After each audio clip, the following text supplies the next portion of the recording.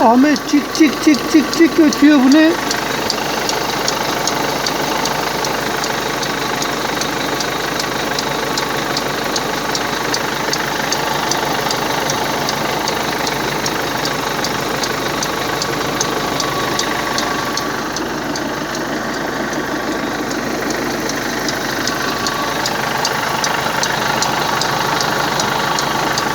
Klima kompresörü mü acaba?